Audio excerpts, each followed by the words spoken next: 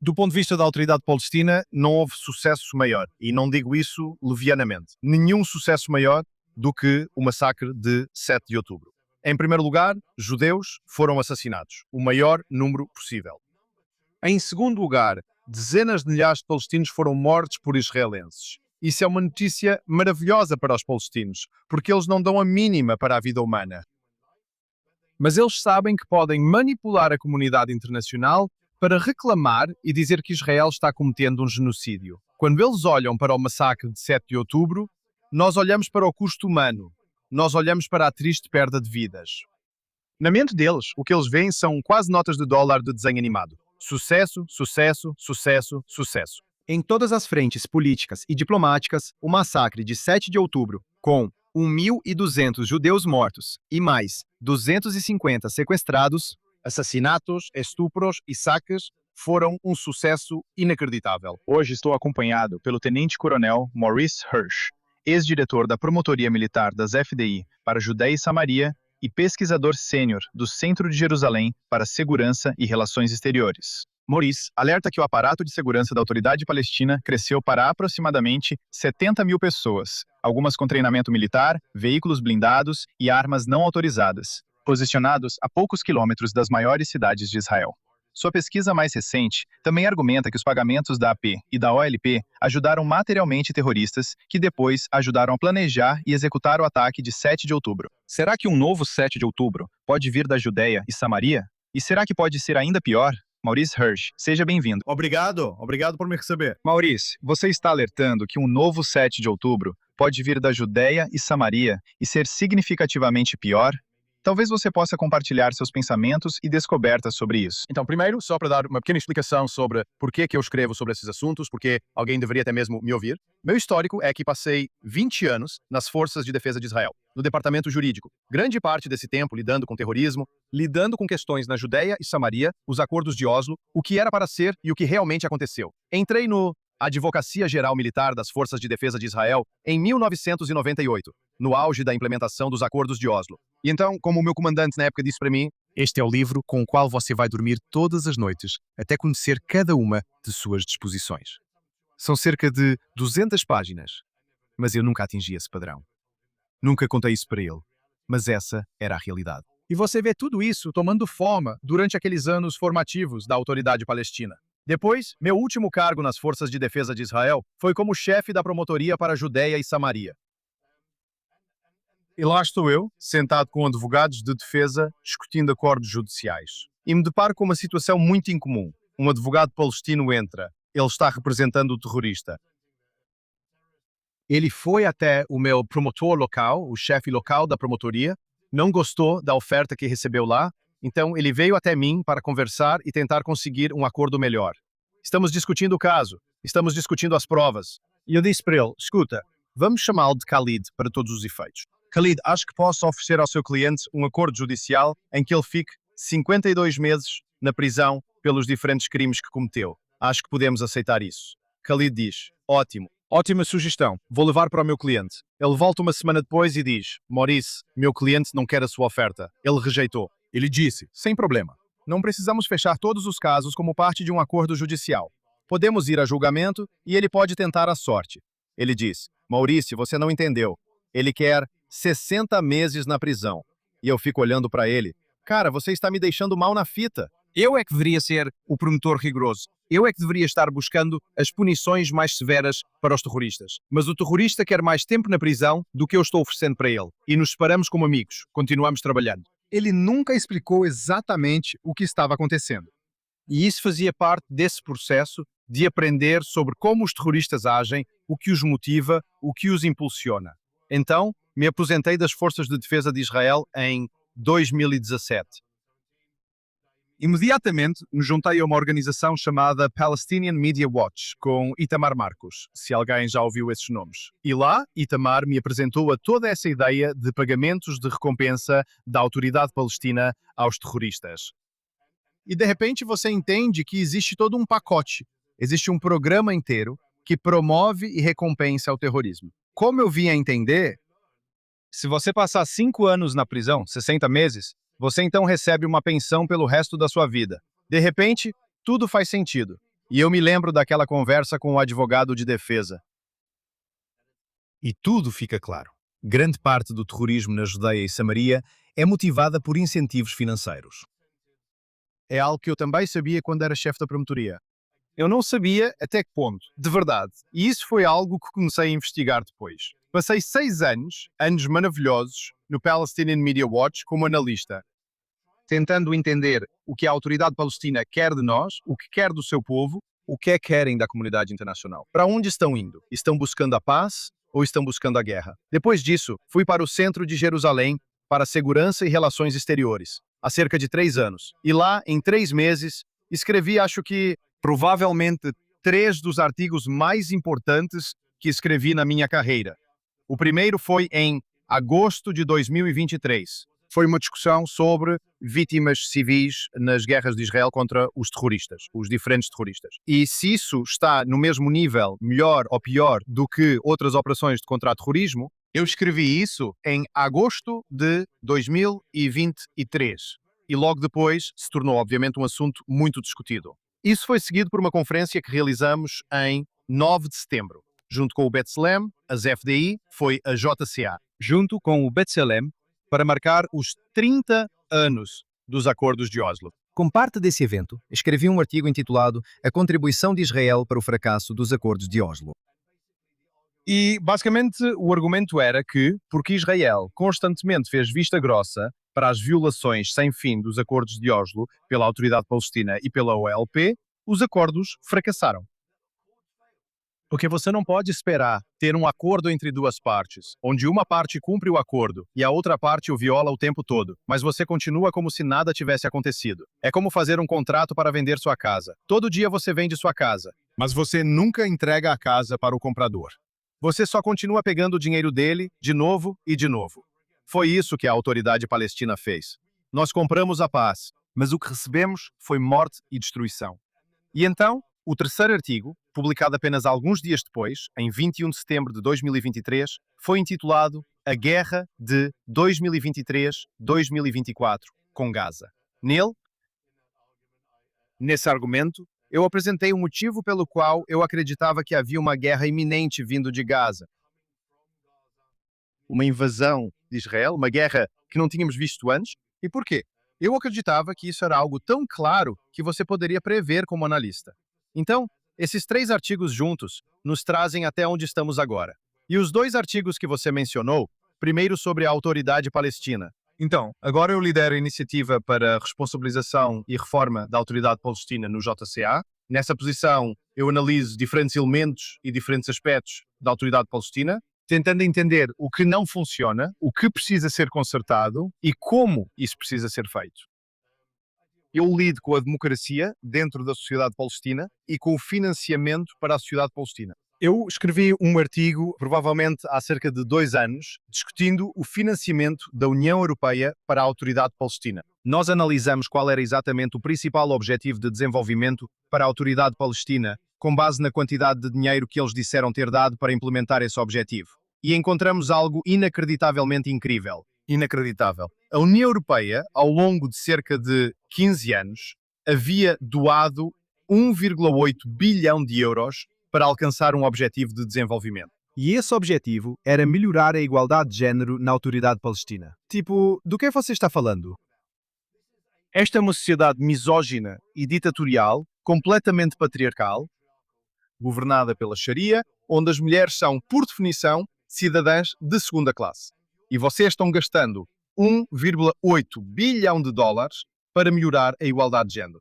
Então eu encontrei uma pesquisa feita por uma professora em Doha, uma professora mulher em Doha, sobre a situação dos direitos das mulheres na Palestina.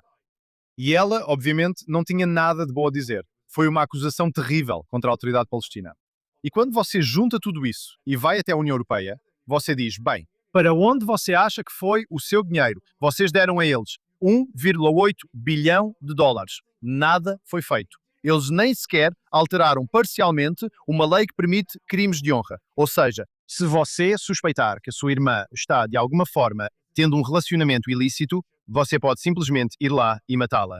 E isso é considerado normal. E eles nem sequer mudaram isso, só como algo básico, inicial. Nada foi mudado.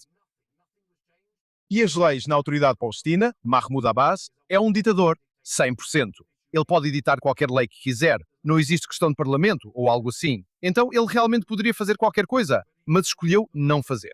E a União Europeia está despejando dinheiro neles. Então você pergunta, bem, para onde está indo esse dinheiro? E aí você olha para o relatório que acabamos de divulgar sobre as forças de segurança da autoridade palestina. Como parte dos acordos de Oslo, essa ideia de Israel comprar a paz, a OLP, Yasser Arafat, Mahmoud Abbas, o negociador na época disse: sabe de uma coisa? Se vocês querem que lutemos contra o terrorismo, precisam nos dar os meios. Vocês têm que nos dar uma força policial. Vocês têm que nos dar armas. Então, infelizmente, Shimon Peres e Yossi e companhia todos decidiram bem, sabe de uma coisa? Isso parece razoável. E eles concordaram, como parte do segundo acordo de Oslo, em setembro de 95. Criar uma força policial civil palestina que teria 12 mil pessoas na Judeia e Samaria. 18 mil em Gaza. Vamos deixar Gaza de lado por enquanto. 12 mil pessoas na Judeia e Samaria. Eles receberiam 4 mil fuzis, 4 mil pistolas, 120 metralhadoras pesadas e veículos blindados para que pudessem combater o terrorismo, para que pudessem prender terroristas do Hamas. Eles poderiam prender terroristas da FPLP. E incrivelmente, no dia 5 de outubro de 1995, Yitzhak Rabin discursou no Knesset, uma semana após a assinatura dos segundos acordos de Oslo, e ele explicou como a paz estava surgindo. Como os acordos de Oslo são a melhor coisa de todas. Porque eles garantem que não haverá um Estado palestino. Eles garantem a continuidade da zona de segurança de Israel no Vale do Jordão e todo tipo de coisas maravilhosas. Um mês depois, infelizmente, depois que Yitzhak Rabin foi assassinado, o responsável pela contabilidade do governo nos Estados Unidos divulgou um relatório dizendo que isso foi em novembro de 1995. O relatório abordava muitos aspectos diferentes, dois aspectos em que eu sugeriria focar. O primeiro relatório dizia que de todo o dinheiro doado que foi dado à autoridade palestina, à OLP, até agora, eles usaram 2 milhões de dólares para pagar recompensas a terroristas. Só para recapitular isso, essa política de recompensar terroristas por atentados, que se tornaria tão famosa, recompensando com grandes recompensas pagas a terroristas, centenas de milhões de dólares, já estava ativa em 1995. As pessoas sabiam disso. O governo dos Estados Unidos sabia disso e escolheu fechar os olhos. O segundo elemento que eles já apontam naquela época é que, naquele momento, o segundo acordo de Oslo ainda não havia sido implementado, mas a força policial palestina já era maior do que o que havia sido acordado. E eles já estavam perguntando, bem, por que é que vocês precisam de tantos policiais? Por que é que a comunidade internacional está financiando tantos policiais? E aí você se pergunta, bem, por que vocês não fizeram nada a respeito? O segundo acordo de Oslo tem uma cláusula incrível que diz que Israel tem poder de veto sobre cada nome nas forças de segurança da autoridade palestina. Então por que ninguém disse nada ou fez algo ou usou esse veto para impedir esse crescimento das forças de segurança da autoridade palestina? E você vê essa prática constante. nós já sabemos dessa política de recompensa por atentados há muito tempo. Não importa, eles não falam sério. Vamos continuar dando dinheiro para eles. Vamos continuar apoiando eles com fundos dos Estados Unidos. E é assim que as coisas funcionam. E aí você olha agora para as forças de segurança da autoridade palestina, onde deveríamos estar e onde estamos hoje. Então, onde deveríamos estar é com uma força policial civil de 12 mil pessoas que combate o crime interno, mas também lida com terroristas. Agora, quando você olha para os níveis de policiamento da OCDE, não há justificativa para uma força desse tamanho. A sociedade palestina, como parte da pesquisa, eu pensei, bem, talvez seja porque eles realmente são, cada um deles, criminosos. Eles precisam de uma força policial grande. E a resposta é não. Internamente, quando não estamos falando de terrorismo, a sociedade palestina geralmente respeita as leis. Às vezes, a lei é distorcida e repugnante e permite assassinatos por honra. Mas vamos ficar com a regra geral de que eles respeitam as leis. Então, por que você precisaria de uma força de segurança tão grande? E então, eles publicam materiais dizendo, bem, nós criamos essa academia militar em Jericó. Como assim uma academia militar? Vocês não deveriam ter um exército. Vocês deveriam ter uma força policial. Então, contra quem vocês estão treinando combatentes e soldados para lutar? Quando vocês mandam essas pessoas e eles documentam com muito orgulho e publicam vídeos no YouTube elogiando membros das forças de segurança da autoridade palestina que foram enviados para treinar no Paquistão, Paquistão, um país que obviamente busca a destruição de Israel, onde eles treinam junto com pessoas do Hamas, e então eles voltam e dizem: nós vamos ajudar a defender nosso país. E você se pergunta, bem, quem é o seu inimigo? Os sírios? Não. Os jordanianos? Não. Os egípcios? Claro que não. O único inimigo deles, como eles percebem, é Israel. E agora eles estão treinando soldados para descer de helicópteros por cordas, segurando seus Kalashnikovs, seus AK-47 e tomando carros. Mas eles não estão combatendo o terrorismo. Então, contra quem eles estão fazendo isso? E de repente você vê todas essas imagens da Estrada 232 na manhã de 7 de outubro. Na manhã de 7 de outubro.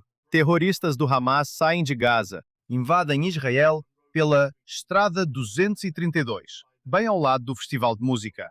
Você viu uma verdadeira fileira de carros destruídos. O massacre que aconteceu lá foi simplesmente inacreditável. E você pensa que agora, saindo de Gaza, vieram 6.000 terroristas, 3.000 terroristas treinados e outros 3.000 terroristas que se juntaram àqueles inocentes de Gaza, como às vezes são chamados. E eles matam 1.200 pessoas. Eles sequestram 250. Eles estupram.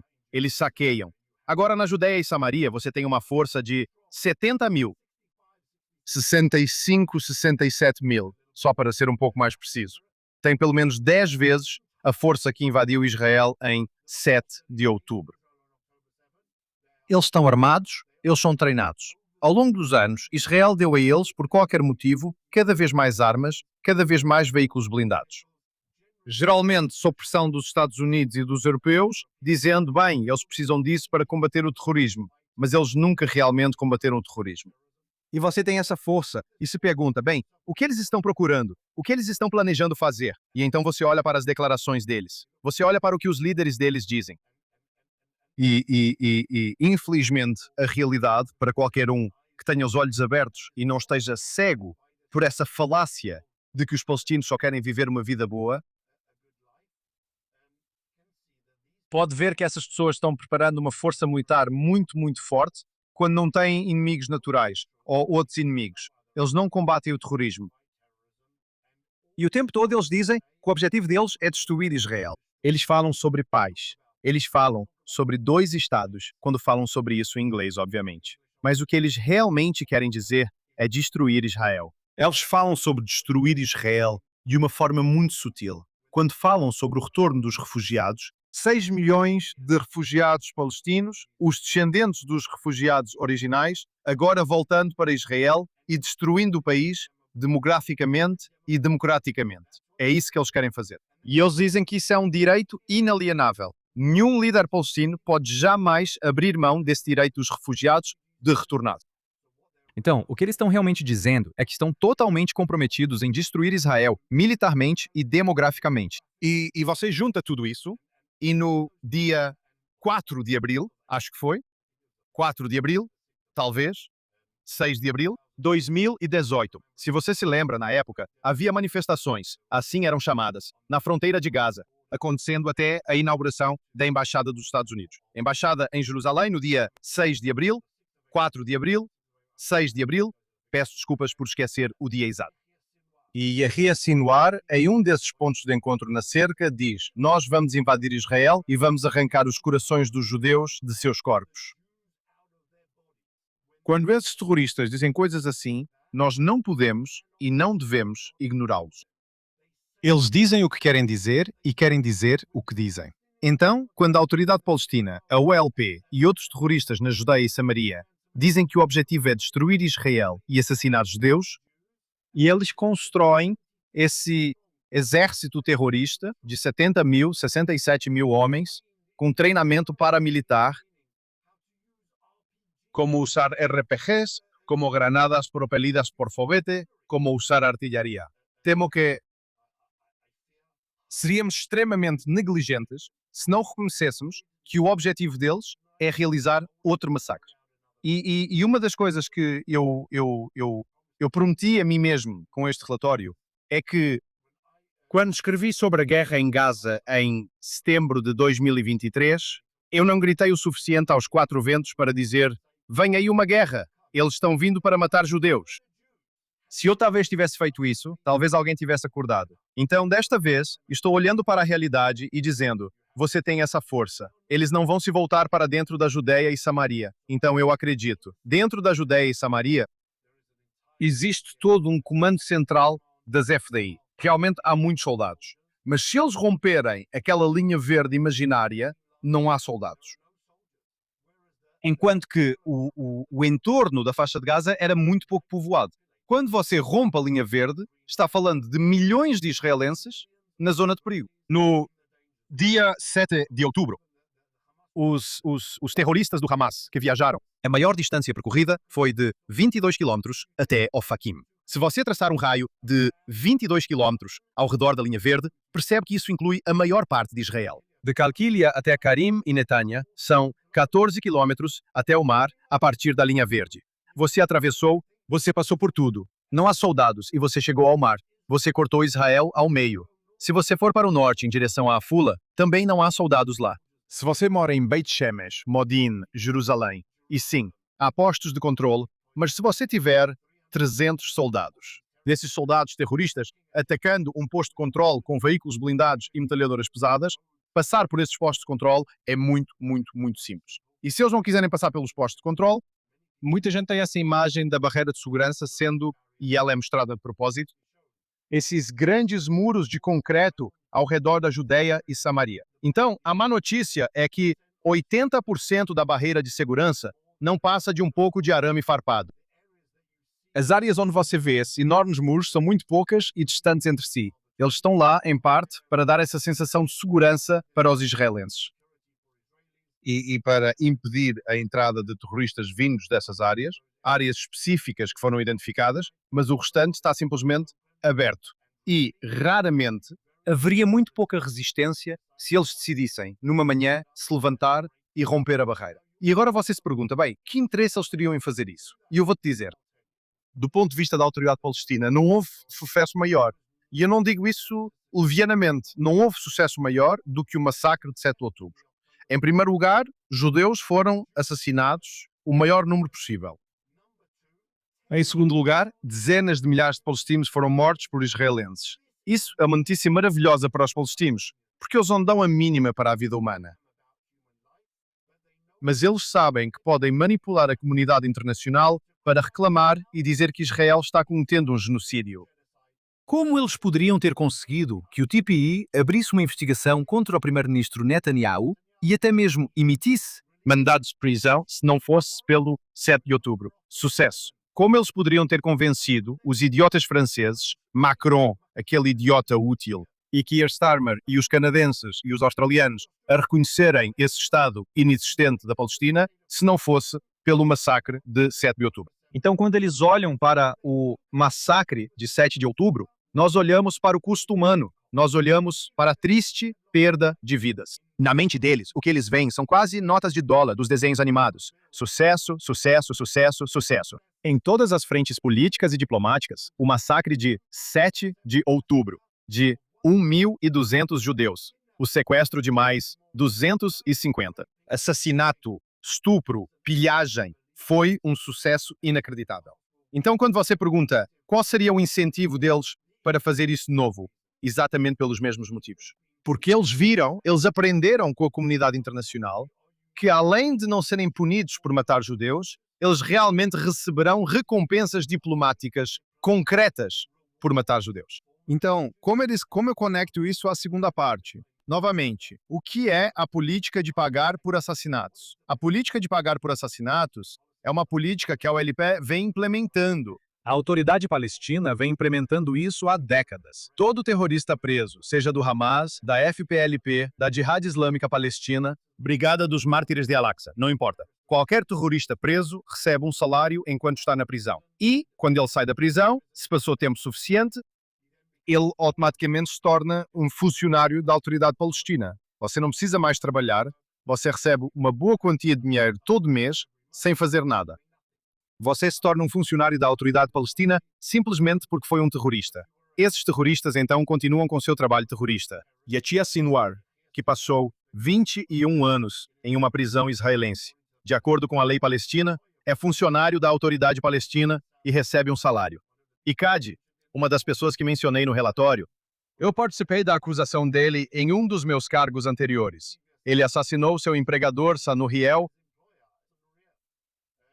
e foi libertado no Corto de Shalit, foi para Gaza e lá se tornou comandante de companhia, dirigindo as forças do centro de Gaza, invadindo Israel para assassinar judeus. Essas pessoas todas estão na folha de pagamento da autoridade palestina como terroristas. E por serem terroristas, e quando você tem isso... Certa vez escrevi um artigo para o Palestinian Media Watch sobre a política de pagar para matar. E meu argumento lá era que nem mesmo a Alemanha nazista tinha uma política de pagamento tão abrangente para recompensar pessoas por assassinar judeus. Eles recompensavam pessoas de forma ad hoc, sim. A autoridade palestina tem uma lei que foi aprovada em 2004. Eles têm regulamentos, eles têm tabelas salariais. Eles têm benefícios extras para os filhos, esposas e famílias dos terroristas. Este é um programa totalmente abrangente. E a mensagem deles é muito clara. Nós apoiamos os terroristas. Nós pagamos um salário para eles. Nós os recompensamos por seu envolvimento no terrorismo. Mesmo em sua carta para Macron, comprometendo-se com a paz e coexistência e implorando para que Macron reconheça o Estado da Palestina, diz Mahmoud Abbas. Em junho de 2025, que uma de suas exigências básicas é a libertação de todos os prisioneiros. Bem, o que isso significa? Por que você iria querer pessoas como Abdallah Barghouti, não Marwan Barghouti, o cara da Fatah, Abdallah Barghouti, que assassinou 67 pessoas, seja libertado? Brahim Hamid, 54 pessoas assassinadas. Por que você iria querer que os assassinos, os participantes do massacre de 7 de outubro, fossem libertados? Como você pode justificar moralmente essa posição? E a resposta dele é muito simples.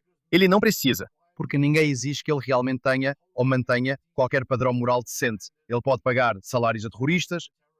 Ninguém se importa, mesmo que ele esteja recompensando pessoas por assassinarem judeus. E o mundo vai continuar.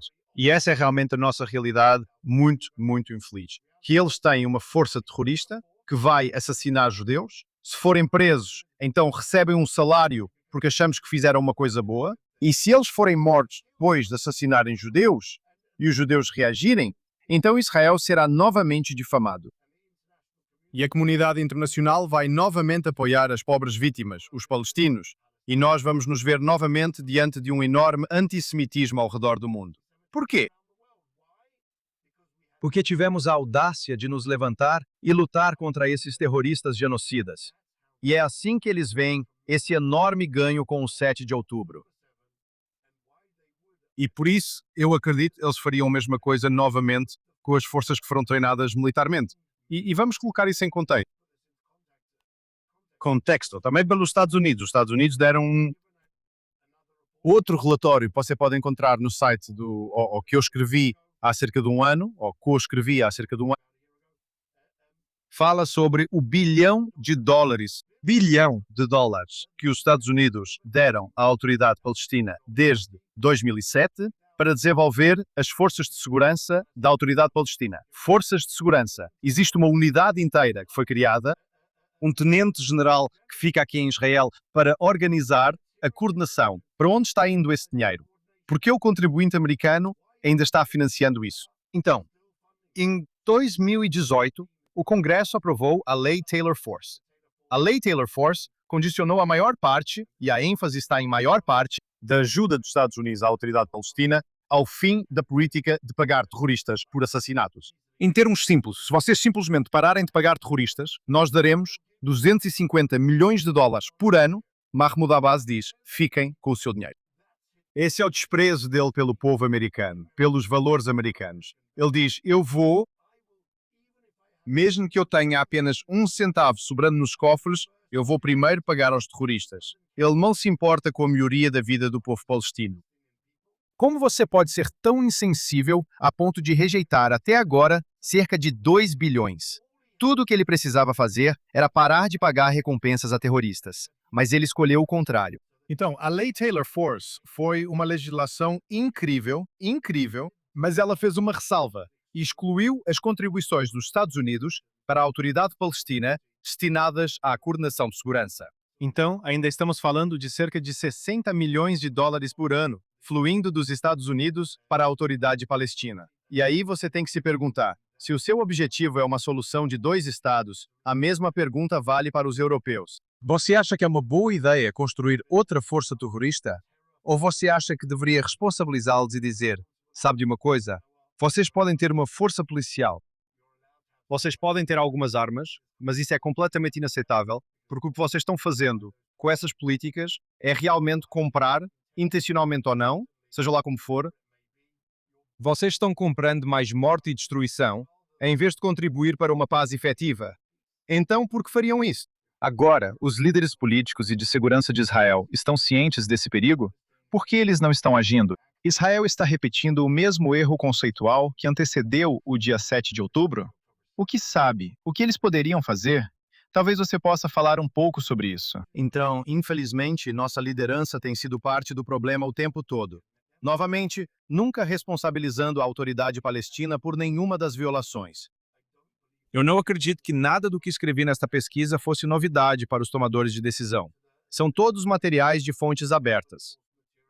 Eu não usei nenhuma fonte de segurança ou de inteligência. É tudo material de fontes abertas.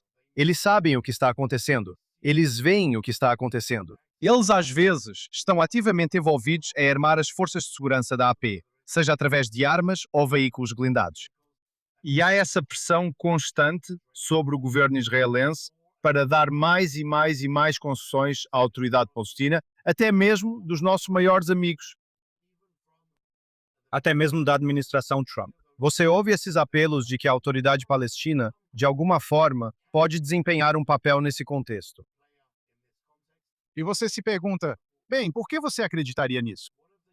O que eles fizeram para provar que têm boas intenções? E a resposta é que eles não fizeram nada. Então, por que você exigiria de alguma forma o envolvimento ou tentaria manter esse órgão chamado Autoridade Palestina?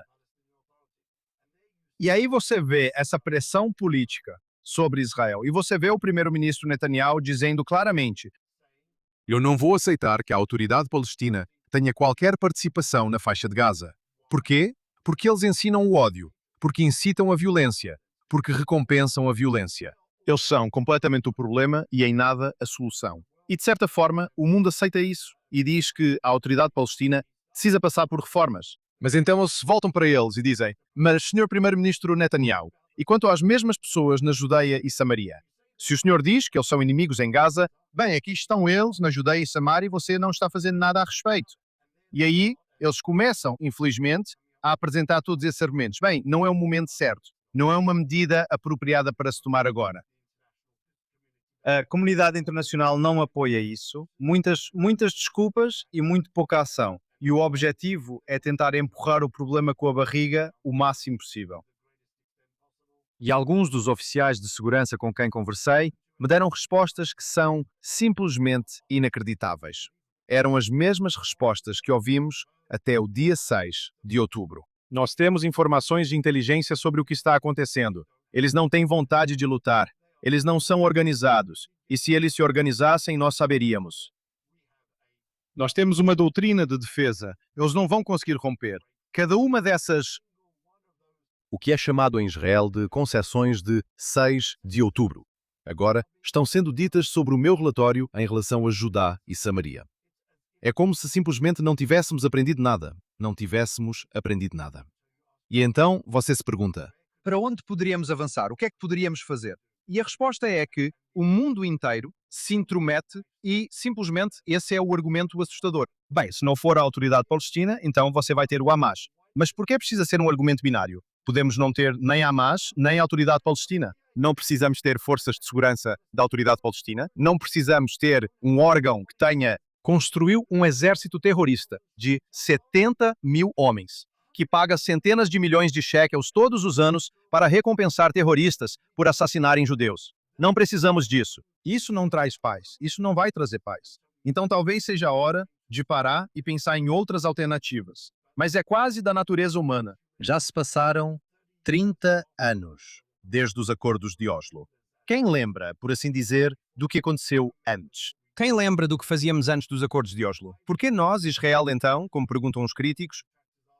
Quereríamos ser responsáveis por coletar o lixo em Ramala? Bem, não. Eu não quero ser responsável por coletar o lixo em Ramala de jeito nenhum, de forma alguma. E nós temos alternativas suficientes ao autogoverno palestino que não sejam essa autoridade terrorista nacionalista. Mas se eu tiver que escolher entre coletar o lixo em Ramala e dezenas de milhares de judeus sendo massacrados por esse exército terrorista, eu vou escolher todos os dias, pessoalmente, eu mesmo, ir de joelhos e com as próprias mãos para recolher o lixo em Ramala. Porque isso sempre será uma alternativa melhor do que a morte, destruição e assassinato de milhares de judeus. E eu diria, infelizmente, que isso é inevitável. Mahmoud Abbas tem 90 anos. Ele é um ditador. Ele está lá há 26 anos. Agora ele está em seu primeiro ou 21º ano você pode ouvir, desculpe, de seu primeiro mandato de 4 anos como primeiro-ministro ou presidente da Autoridade Palestina. Quando ele morrer, vai haver caos. Ele ainda desfruta dessa aura de ter sido eleito uma vez, o velho estadista. Quem vai substituí-lo? Esse cara, Hassan Ashik, é o vice. História sobre Qassam Sheikh, 2001. Homens-bomba e seus coordenadores indo ao escritório de Qassam Sheikh. Ele era então o chefe da Fatah, na Judeia e Samaria. Eles estão indo para o escritório dele em Ramallah. Já estão com seus cintos de explosivos. Já estão prontos para agir. Qassam Sheikh abre a gaveta, pega algumas granadas de mão e um maço de dinheiro e diz: "Boa sorte, rapazes. Certifiquem-se de matar os sionistas. Esse é o terrorista de terno que está na linha de sucessão. O que achamos que ele vai fazer? Ele tem um oponente, um adversário político dentro da Fatah, Jabril Rajub. Jabril Rajub já foi preso uma vez. Jabril Rajub foi preso por quê? Por lutar contra a ocupação. O currículo dele é que ele foi condenado à prisão perpétua e saiu depois de um curto período de tempo. Então, o que ele fez? Ele jogou uma granada de mão em um veículo blindado israelense. Ela quicou na calçada e matou uma mulher palestina. Mas isso não importa. Ele passou um tempo em uma prisão israelense. Ele é um herói. Ele é aquele que disse: "Se eu tivesse uma arma nuclear, eu atacaria os judeus com uma arma nuclear." Ele é aquele que apareceu na televisão palestina e disse: "Precisamos voltar a realizar esses ataques terroristas, mas precisamos ser inteligentes. Explodir um ônibus em Tel Aviv não nos conquista simpatizantes. A comunidade internacional não gosta disso." Mas se você matar um colono, incluindo todos os judeus em Jerusalém, ninguém se importa. E ele diz isso abertamente. Essa é a liderança em potencial. Essas são as pessoas que vão nos conduzir no caminho para a paz. Você tem todos esses outros idiotas úteis, dizendo que a solução é libertar Marwan Barghouti. Marwan Barghouti, o líder dos ataques terroristas em 2000 e 2001, condenado a 5 prisões perpétuas por assassinar 3 judeus, um policial druso e um monge cristão. E ele vai ser o salvador palestino. Não há mais ninguém? Os palestinos não têm líderes que não sejam assassinos? Com certeza deve haver um cientista lá. Alguém que possa lhes dar algum tipo de horizonte político e diplomático que não seja morte e destruição. Mas, bem, voltando à sua pergunta, será que Israel vai fazer algo a respeito? E temo que a resposta seja não. Temo que a resposta seja não. Vamos esperar esse desastre acontecer e só então vamos lidar com isso. E isso pode ser, infelizmente, uma repetição, mas é uma escala muito maior do massacre de 7 de outubro. Porque Abbas morre. Todos eles lutam entre si. As forças de segurança se desintegram em diferentes grupos terroristas e todos eles se coordenam para lutar e assassinar os judeus. Esse é o cenário. E a questão é: nós temos a capacidade de tomar a iniciativa agora e evitar o próximo massacre. Agora, você citou uma afirmação de que 12% dos prisioneiros palestinos eram membros das forças de segurança da Autoridade Palestina. Você sabe se algum deles foi condenado por assassinar israelenses? Existem terroristas condenados atualmente servindo nas forças de segurança da Autoridade Palestina? Talvez você possa esclarecer isso. Sim, com certeza. Muitos desses membros condenados das forças de segurança da Autoridade Palestina eram terroristas, eram assassinos. Estavam envolvidos em assassinatos. Eles não apenas participaram da Guerra do Terror lançada por Yasser Arafat. Eles lideraram essa Guerra do Terror em grande parte. A própria Guarda Presidencial de Arafat, a Força 17 e o braço terrorista do Fatah, o Tanzim, foram ambos quase imediatamente declarados como organizações terroristas. Porque membros desses grupos estavam ativamente envolvidos no assassinato de judeus, ao mesmo tempo em que faziam parte das forças de segurança da Autoridade Palestina. A estatística que eu citei é novamente de Gibb. Jibril Rajoub disse com orgulho que as forças de segurança da Autoridade Palestina não apenas participaram, nós lideramos. E é por isso que tantos de nós estavam na prisão. Jibril Rajoub já foi o chefe da inteligência e contra-inteligência da Autoridade Palestina na Judeia e Samaria. Ele sabe exatamente que tipo de terrorismo está acontecendo. Ele se orgulha disso e apoia isso. E ao longo dos anos, mais e mais terroristas se juntaram a essas forças de segurança. Eu dei o exemplo do Acordo de 2007, que Ehud Olmert fez com Mahmoud Abbas. É o fim da guerra do terror. O Hamas acabou de vencer as eleições. Israel e a Fatah da Autoridade Palestina têm um inimigo em comum.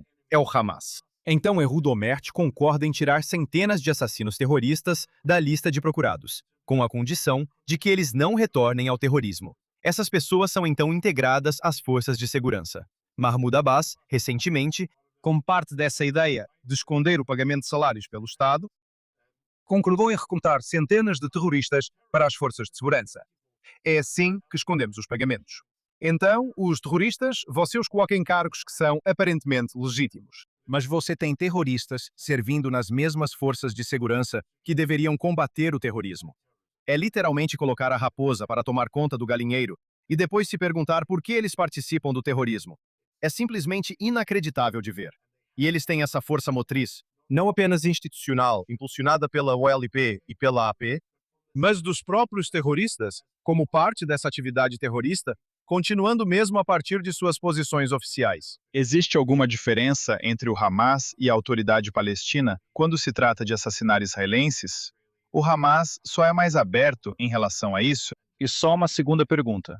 Você acha que a sociedade palestina pode ser desradicalizada depois de décadas e décadas desse incitamento e lavagem cerebral? Você ainda acredita que poderia haver uma coexistência com eles? Então, realmente existe essa ideia de coexistência que as pessoas tentam levantar e dizem, bem, os palestinos só querem viver em paz com os israelenses, e é disso que seus líderes falam. e eles dizem que esse é o objetivo deles. Mas, na realidade, o que funcionou e causou todo o dano foi a lavagem cerebral. Quando foram feitas pesquisas após o massacre de 7 de outubro na Judeia e Samaria, 82% dos palestinos na Judeia e Samaria apoiaram o massacre de 7 de outubro. Isso significa que 8 em cada 10 pessoas apoiam um massacre. O que é que você faz com isso? Como você muda essa situação? Eles podem algum dia ser pacíficos? Eles podem algum dia ser desradicalizados? Até mesmo desnazificados? Então, a resposta é, eu acredito, em grande parte, sim. A situação é grave, mas pode ser mudada. Em vez de ter a Autoridade Palestina e essas organizações terroristas, só voltando àquela primeira pergunta, não há diferença entre o Hamas e a OLP-AP.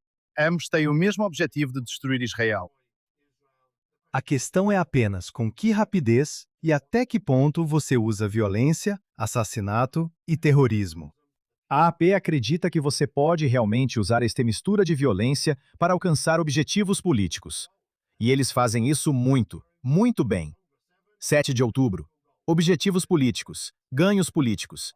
Isso faz parte da equação. Mas então, não há diferença entre eles. Ambos estão comprometidos com a destruição de Israel. Então, como você muda isso? Como você chega a essa situação em que 6.000 pessoas podem acordar de manhã, atravessar uma fronteira e massacrar judeus, sequestrar e assassinar bebés? Isso não é algo que uma sociedade saudável seja capaz de fazer. É um produto da socialização, de doutrinação e de lavagem cerebral. E isso é feito e realmente os palestinos entenderam isso muito, muito bem. Se você quer influenciar toda a sociedade, esqueça os mais velhos, ensina as crianças a odiar, ensina as crianças a buscar a morte, ensina as crianças que suas vidas não são importantes e não têm valor diante da grande causa de assassinar judeus.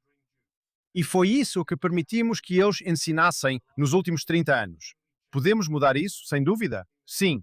Acho que podemos começar por Gaza, se permitirmos, por exemplo, e eles concordarem. Os Emirados Árabes Unidos, ao longo dos anos, certamente na última década, mudaram incrivelmente seu currículo escolar para ensinar tolerância, para ensinar aceitação. Basta fazer isso em Gaza e também na Judéia e Samaria. Não precisamos fazer muito para mudar esse padrão. Só precisamos ensinar a eles um princípio muito, muito, muito simples. Então eu acredito, e esse princípio é que simplesmente não é certo matar judeus. Não é certo matar judeus. Isso é tudo que precisamos ensinar a eles. Isso não deveria ser tão difícil se tivermos um sistema educacional que promova a convivência, que promova a aceitação, que promova a tolerância, em vez de um sistema educacional que ensine ódio, divisão, violência, terrorismo e assassinato. E então, nós podemos mudar isso? Sim, eu realmente acredito que podemos mudar isso. Eu não acredito que toda a sociedade palestina seja inerentemente má e irrecuperável. Isso não é verdade. Mas nós realmente precisamos agir. Não podemos deixar que a liderança palestina, seja o Hamas ou a Fatah da Autoridade Palestina, faça essa tarefa, porque eles não aceitam o nosso direito de existir, muito menos o direito de Israel de existir. E, portanto, eles não podem ser responsáveis por esse programa educacional. E é aí que precisamos começar. Mudar a educação. Mudar a forma como essas pessoas são socializadas. Arranque todas as placas de rua que tenham o nome de terroristas. Feche as escolas que tenham o nome de terroristas. Eles têm escolas com o nome de Dalal Mughrabi. Ninguém sabe quem é Dalal Mughrabi na sociedade ocidental. Ninguém realmente se importa. E, na verdade, ela não é ninguém. Mas para os palestinos, ela é uma heroína. Então, quem é Dalal Mughrabi? Dalal Mughrabi teve apenas um feito notório em sua vida muito, muito curta. Ela liderou o ataque e massacre na estrada costeira de Israel contra um ônibus em 1978, matando 37 pessoas, incluindo 12 crianças. Os relatos dizem que ela arrancou bebês dos braços de suas mães para jogá-los dentro do ônibus em chamas. Um monstro. A autoridade palestina tem escolas com o nome dela. Quando as crianças que estudam lá, quando as meninas que estudam lá são perguntadas, bem, como é aprender na escola de Dalal Mughrabi? A resposta delas é, ela é nosso exemplo. Queremos imitá-la. O que é que isso significa? Elas também querem sair e matar judeus. Arrancar bebés dos braços de suas mães para matá-los. Essa é uma sociedade fundamentalmente doente. Muito doente. E isso pode ser melhorado, mas requer ação. Uma ação imediata para evitar esse verdadeiro desastre para o qual estamos indo cada vez mais rápido. Mas isso é realmente uma guerra por território ou é uma guerra religiosa? Nós sabemos que o Islã não vê os judeus com bons olhos para começo de conversa. É por isso que estamos em guerra com eles? Isso é uma disputa religiosa? E se for uma disputa religiosa, como podemos mudar isso se é isso que eles acreditam que Alá os ordena a fazer? Então isso faz parte da autoilusão de grande parte do Ocidente, dos liberais. Eles estão desesperados. Absolutamente desesperados para dizer que isso é uma disputa territorial entre os palestinos e os israelenses. Porque você pode resolver uma disputa territorial. Basta dividir ao meio e dar essa parte para os árabes, aquela parte para os judeus, e agora eles vão viver em paz. Infelizmente, não é uma disputa territorial de forma alguma. É uma disputa existencial. Eles não aceitam o direito dos judeus à vida. Eles não aceitam o direito à existência. Certamente não em um país judeu soberano na terra ancestral dos judeus. Isso é algo que eles estão fundamentalmente comprometidos em destruir a cada dia de suas vidas. E isso, infelizmente, quando você tem pesquisas perguntando à sociedade palestina, bem, até que ponto ela é realmente religiosa?